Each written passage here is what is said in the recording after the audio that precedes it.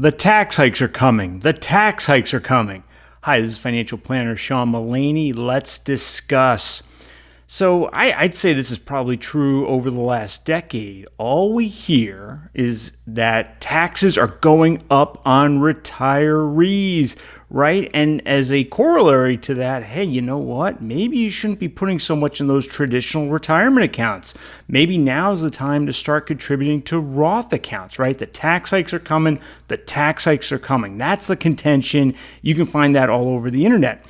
Well, I think what's important to explore is, well, people have been saying that for years and years. Is that the history that's proven out, right? And I think it's important to go back through recent tax law change history as applied to retirees to see what is coming for retirees.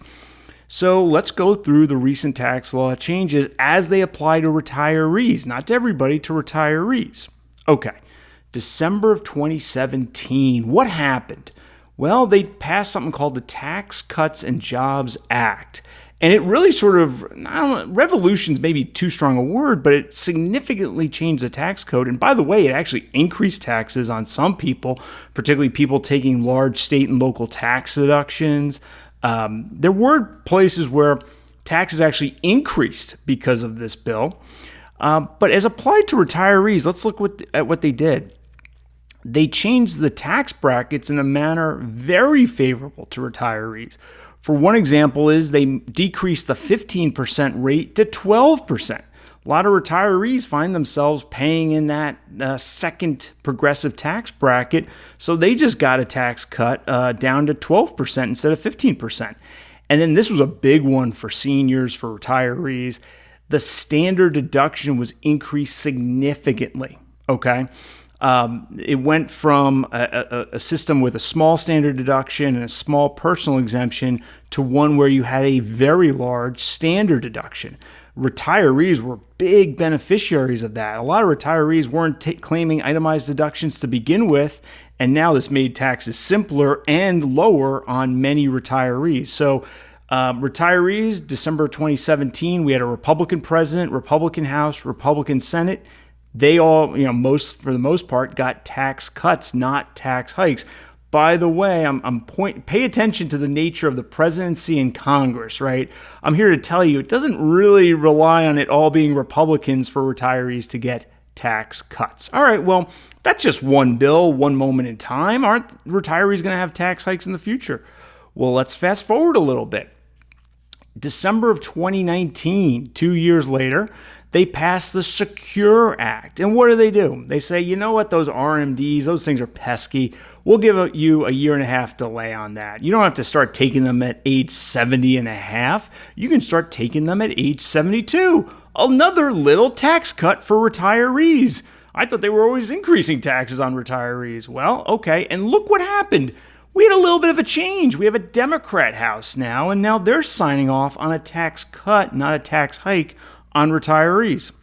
All right, let's fast forward just a little bit in time. We get to the CARES Act. This was part of coronavirus, COVID, yada, yada. Okay, what did they do? They said, what you can do is for the year 2020, one, we're going to cancel RMDs. So those dreaded RMDs that everybody worries about that maybe aren't as impactful as some might say, but okay. Well, for 2020, we've got COVID, no RMD. Oh, but it's only March. People took their RMDs in January, February, and even later. Well, for the first part of the year, you can roll back any RMDs you already took. So this was a nice tax cut for retirees in COVID. This was pretty cool too. So yet another tax cut for retirees, and we had a mixed Congress, and it still passed. All right, well then, Congress and the president, they've got other stuff going on. Let's get you another tax cut, retirees, this time from the U.S. Treasury. It was under a Republican president, but okay. What the U.S. Treasury did is they issued some regulations that changed the Uniform Life Table. That's the table you go to determine your RMD. And they said, well, you know what? People are living longer, so we're going to change this table, and we are going to increase those factors. That has an effect of decreasing the amount of the RMD, which is then a tax cut for some retirees. So for example, if you were turning 75, the factor went from 22.9 to 24.6. That's about a $3,000 in terms of taxable income cut if you're 75 years old and you had $1 million of traditional retirement accounts, right? So this isn't huge, this isn't paradigm shifting, but here we don't even get Congress involved. We have the Treasury changing the Uniform Life Table to give us a little tax cut for our retirees. So yet again, retirees get a tax cut, not a tax hike. All right, the last one. Secure 2.0, right? This happens in December of 2022. What did they do? They said, well, for those born from 51 to 59, we're going to delay the beginning of RMDs from age 72 to age 73. So another tax cut. It's just a one-year thing. It's something, but okay, another tax cut.